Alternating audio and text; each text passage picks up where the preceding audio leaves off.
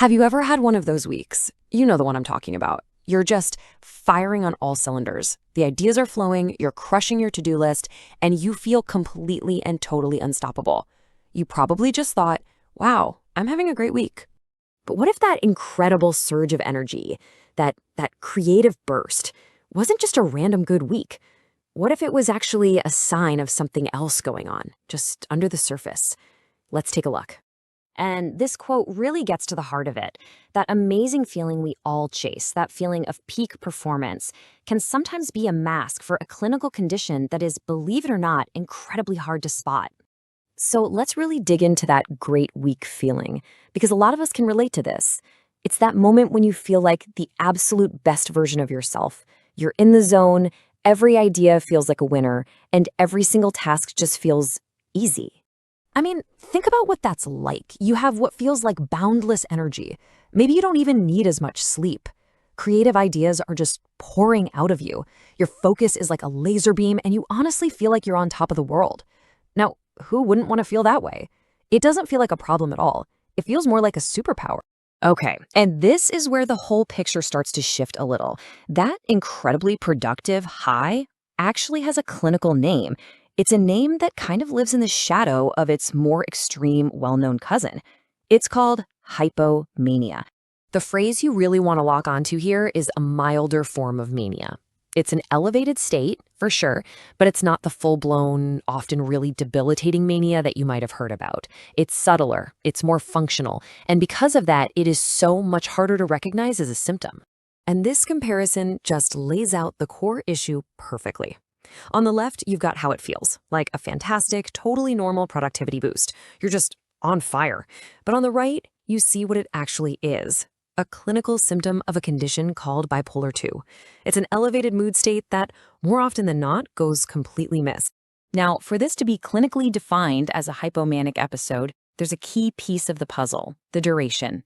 It has to last for at least 4 consecutive days. So we're not just talking about a really good afternoon. This is a sustained period of that high energy, high productivity state. And this is the great paradox. People don't usually go to a doctor saying, "Hey doc, I feel too good. I'm way too creative and productive," right? We seek help when we feel bad. And because this phase feels like a gift, the underlying condition can stay hidden in plain sight for years. But you know the saying, what goes up must come down. That productive high of hypomania is almost always followed by its polar opposite.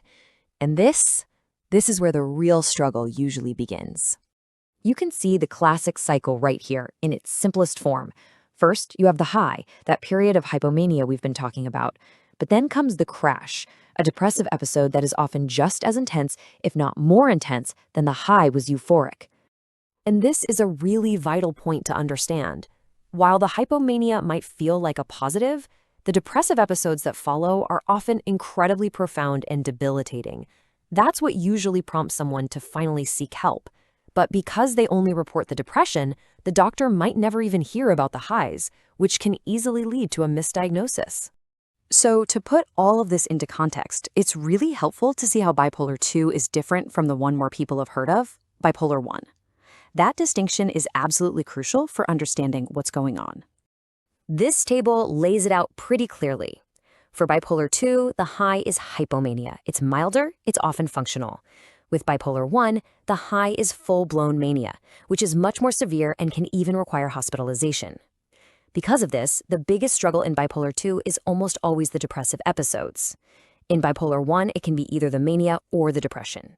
And that's why bipolar 2 is so often missed, while bipolar 1 tends to be much more obvious from a clinical standpoint. So really, if you take just one thing away from this comparison, let it be this. The entire distinction hinges on the nature of that high.